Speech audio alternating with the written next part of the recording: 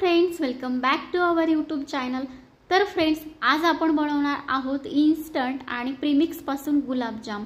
तर हे गुलाबजाम अगदी रसरशीत होणार आहेत आणि त्याचबरोबर गुलाबजामच्या आतपर्यंत जो पाक आहे तो मुरला जाणार आहे आणि जे गुलाबजाम आहेत ते अगदी परफेक्ट बनवणार आहोत आपण। तर बऱ्याच जणांचे गुलाबजाम जे आहेत ते तेलात टाकल्याच विरघळतात, फुटतात किंवा पाक जो आहे ते गुलाबजाम मध्ये आतपर्यंत मुरला जात नाही। तर बऱ्याच जे प्रॉब्लेम्स असतात ते सगळे प्रॉब्लेम्स मी तुमचे सॉल्व करणार आहे आणि आज आपण एकदम परफेक्ट आणि इन्स्टंट प्रीमिक्स पासून मस्त असे खव्याच्या टेस्ट सारखे गुलाबजाम कसे बनवायचे ते बघणार आहोत। तर फ्रेंड्स, सगळ्यात पहिले आपण गुलाबजामचा पाक बनवायला घेऊया। तर त्यासाठी पॅन मध्ये 2 ग्लास साखर घेतलेली आहे। तर आपल्याला पाक बनवण्यासाठी आपण जेवढी साखर घेतो का तेवढंच आपल्याला पाणी घ्यायचं आहे। तर 2 ग्लास साखरसाठी मी इथे 2 ग्लास पाणी घेतलेलं आहे आणि ते व्यवस्थित आपल्याला पूर्णपणे जी साखर आहे ती पाण्यामधली पूर्ण अशी विरघळून घ्यायची आहे। तिथे तुम्ही बघू शकता आपण साखर मस्त अशी विरघळून घेऊया आणि जी चाचणी आहे ती बनेपर्यंत आपण जे गुलाबजामचा जे डो आहे तो बनवून घेऊया। तर या ठिकाणी मी चितळेचं प्रीमिक्स घेतलेलं आहे। तर त्याच्या पाठीमागे ना सगळे इन्स्ट्रक्शन दिलेले असतात, म्हणजे यासाठी पाणी किती यूज करायचे, काय टाकायचं किंवा काय नाही। तर खरं तर ना हे गुलाबजाम बनवणं खूप इझी आहे, कारण ह्याच्यामध्ये तुम्ही दूध पण घालू शकता। जर तुमच्याकडे दूध नसेल घालायचं तर तुम्ही पाणी सुद्धा ऍड करू शकता। तर मी इथे दुधाचा वापर नाही करणार आहे, मी पाण्याचा वापर करून ह्याचा जो डो आहे तो मी बनवून घेणार आहे। तर आपल्याला लागेल तसं पाणी घ्यायचं आहे, एकदम पाणी घालायचं नाहीये। तर नॉर्मली सर्वजण काय म्हणतात की गुलाबजामचा जो डो आहे तो आपल्याला अगदी हलक्या हाताने मळायचा आहे, तर तसं अजिबात करायचं नाहीये।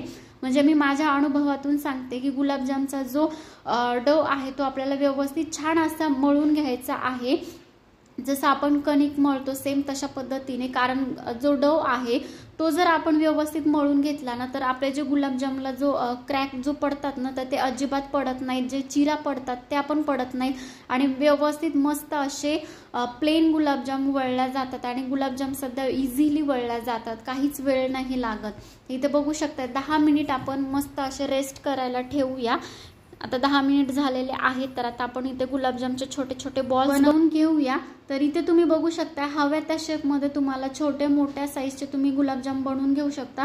तर अशा पद्धतीने मी इथे सगळे गुलाबजाम बनवून घेतलेले आहेत आणि गुलाबजाम हे खूप इझिली बनवल्या जातात, तुम्ही बघू शकता, कारण जो डो आहे तो व्यवस्थित मी छान मळून घेतलाय आणि अजिबात गुलाबजामला क्रॅक सध्या पडलेला नाही। व्यवस्थित छान असे गुलाबजाम आपले बनवून झालेले आहेत। तर आता या ठिकाणी आपण पाक जो बनवलेला आहे ना तो पाक पूर्ण आपला बनवून झालाय।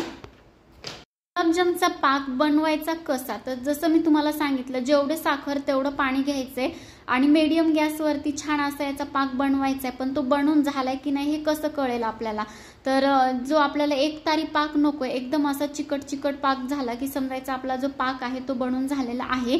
जर खूप घट्ट जर तुम्ही पाक बनवला ना तर काय होईल की गुलाबजामच्या आतपर्यंत पाक मुरला जाणार नाही आणि अगदी खूप पाण्यासारखा जर बनवला तर त्याची टेस्ट येणार नाही। त्यामुळे अगदी परफेक्ट जो पाक आहे तो आपल्याला एकदम असा हाताला चिकट चिकट लागला की समजायचा आपला जो पाक आहे तो बनून परफेक्ट बनून तयार झालेला आहे।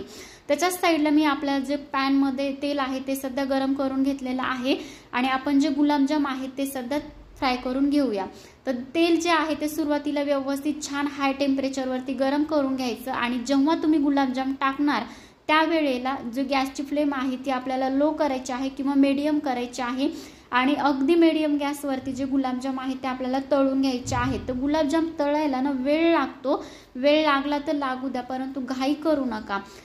गुलाबजाम जर व्यवस्थित छान तळले ना तर त्याची टेस्ट सध्या छान लागते आणि त्याचबरोबर गुलाबजाम जे आहे ते आतपर्यंत तळल्या जातात, त्याचा जो कच्चेपणा आहे ते कच्चे राहत नाहीत। आणि जर तुम्ही गॅसची फ्लेम खूप जास्त हाय केली आणि हाय फ्लेमवरती जर ते फ्राय केले ना तर त्याचं जे वरचं कवर आहे तेच तळल्या जाईल आणि आतमध्ये गुलाबजाम हे कच्चे राहतील। त्यामुळे एकदम मीडियम गॅसवरती ते छान असे सोनेरी रंग येईपर्यंत तळून घ्या।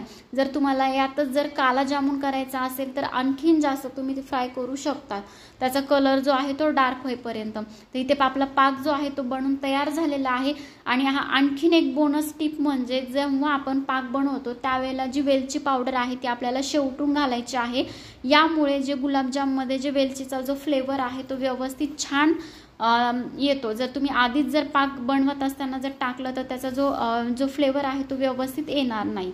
तिथे पाकामध्ये पूर्ण जे गुलाबजाम आहे ते आपल्याला टाकायचे आहेत। आणि सगळ्यात महत्त्वाची गोष्ट म्हणजे गुलाबजाम पाकामध्ये टाकत असताना पाक जो आहे तो गरम पाहिजे आणि जे गुलाबजाम आहेत ते सध्या गरमच पाहिजेत। पाक जर थंड जर झाला तर गुलाबजामच्या आतपर्यंत पाक मुरला जाणार नाही आणि मग सेम तसंच होईल की तुमचे जे गुलाबजाम आहेत ते मुरल्या जाणार नाहीत, रसरशीत होणार नाहीत।